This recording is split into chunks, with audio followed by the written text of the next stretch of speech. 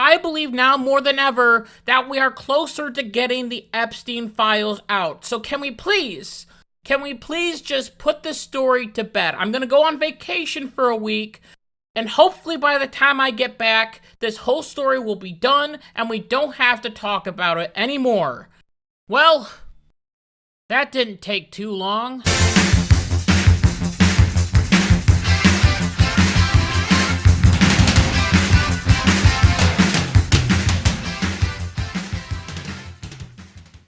Now listen, I absolutely hate talking about the Jeffrey Epstein stuff, but here we are once again with new revelations that have come out, different emails that have come out, which apparently point to Donald Trump being a terrible person and maybe even a child rapist. There are also other allegations that I believe are stupid and not even true at all. And the question is, how on earth did we go from talking about the biggest shutdown in American history to now all of a sudden talking about Jeffrey Epstein? Well, it was a clever ploy by the Democrats because guess what? I was right. The government shutdown was the Democrats' fault. Now, I want to go over this just a little bit. It'll be quick, don't worry. Because the final conclusion to the shutdown shenanigans was for Republicans to meet with different Democrats, and then those Democrats joined the Republicans to vote for a certain bill, so then the government would be reopened again. So this led to the Democrats getting mad at these other Democrats for voting with the Republicans, even though this was a Republican shutdown, and it's sort of confusing because it makes you wonder, do the Democrats just want the government to be shut down? Even though, according to them, if the government wasn't open, then everyone was going to die. Everyone was going to starve because people weren't getting their food stamps. But now they're saying that if the government's open, then people are also going to die. So which one is it? And what's interesting is that these Democrats always like to go to extremes. If you don't agree with me on this, then people are literally going to die. And that's exactly what they did with this situation, and I believe that people started to finally catch on that this situation was the Democrats' fault, so they had to quickly change the story, and they did at breakneck speed. Because this bill that opened up the government should have been a big victory for Republicans. They should have been able to take a victory lap and say, look it, we opened up the government. We got people their SNAP benefits back. We got people their other benefits back. We did this. People should be thanking the Republicans for negotiating, for getting the job done. But instead, they just flipped the whole script and said, let's talk about Epstein. And of course, they had to talk about the new emails that were just released. And guess what? The thing about these different emails is that they mean absolutely nothing. However, the Democrats get to play their favorite game ever. Finally, we got Donald Trump. Finally, the walls are closing in. Things are getting bad for him. How many times have we heard the Democrats say this? Well, I have some examples of them playing this "we got him this time" game. We had Russiagate, Ukrainegate, the whole Stormy Daniels crap, the documents case, which goes with the raid on Mar-a-Lago, the January 6th indictment, Trump getting arrested and Trump getting a mugshot, along with other tiny examples like the tearing down of the East Wing, which was talked about 24/7 on my newsfeed. It drove me nuts. And also Donald Trump not performing CPR on someone that fainted in the Oval Office.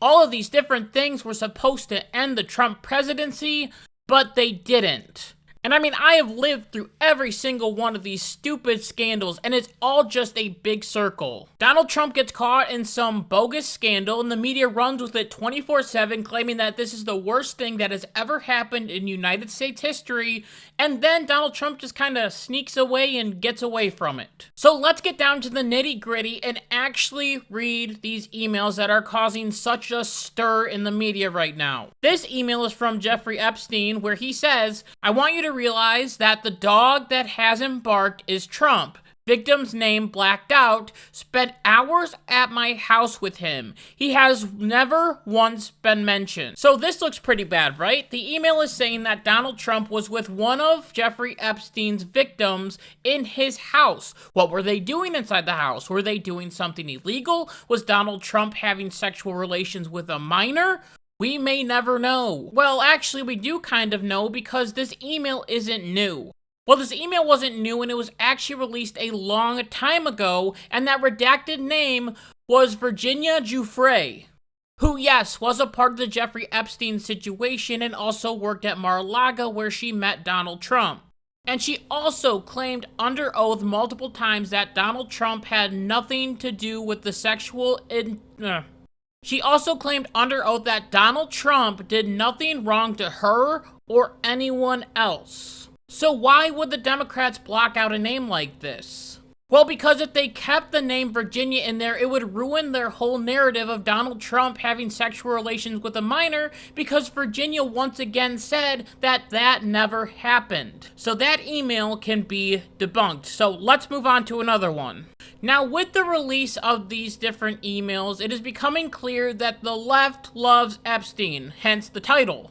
And they now think that Jeffrey Epstein is the holder of all truth. And this is only because they believe that Jeffrey Epstein has secret dirt on Donald Trump and it's going to sink his presidency. And the media has been talking constantly about how Jeffrey Epstein and Donald Trump were the best of friends. They did everything together. There was even a statue somewhere with Donald Trump and Epstein holding hands. But apparently, Epstein didn't like Donald Trump that much. In fact, it is reported that Epstein actually hated Donald Trump, as according to a new leaked email, Epstein said, "I have met some very bad people, none as bad as Trump. Not one decent cell in his body." So yes, dangerous. Maybe Epstein hated Donald Trump because in 2008, Donald Trump worked with the FBI to get Epstein arrested for his crimes. Along with that, Donald Trump also stabbed Jeffrey Epstein in the back by kicking him out of Mar-a-Lago after he found out he was doing inappropriate things. But now here's the kicker. The left now loves Epstein because the enemy of their enemy is their friend. Because I've seen so many people online say, well, Jeffrey Epstein was a terrible person, but he definitely was a good judge of character. And I support Jeffrey Epstein, and I agree with Jeffrey Epstein because he said that he doesn't like Donald Trump, and I don't like Donald Trump as well. It is absolutely stupid. Jeffrey Epstein was just salty at Donald Trump because he got him arrested and kicked him out of Mar-a-Lago. And if Jeffrey Epstein had dirt on Donald Trump, he would have released it in Donald Trump's first term. Because we also found out in these different emails that Jeffrey Epstein hated Donald Trump so much that he was working with the Democrats to get Donald Trump kicked out of office. Along with that, Jeffrey Epstein was working with other journalists, and these journalists were begging for Jeffrey to give them some dirt on Donald Trump, and every single time, it came up empty. But here is the wild video of a Democratic representative from the Virgin Islands named Stacey Pulaski texting with Epstein in 2019 during a Michael Cohen hearing. It was when Barack Obama, president. And while we were once driving through a struggling neighborhood in Chicago, he commented that only black people could live there. Attorney-client privilege, yes, I will turn it over. You, as my friend Mr. Meadows pointed out, misled this committee even today in a written submission that contradicted your testimony. You have suggested you are going to review that. Are you going to review it in our next break to correct the record, yes or no? Yes. Question, you helped out the president's campaign or were involved in the campaign. Representative, as a spokesman, even in your words today, it was your idea for the campaign dating back to 2011. Is that accurate, yes or no? Yes. Mr. Weisenberg and other individuals, Ms. Rona. Who are those individuals? Are they with the Trump organization? They and are. Are there other people that we should be meeting with? So, Alan Weisselberg is the chief financial officer. You got to give us as many names as you can so we can get to them. Yes, ma'am.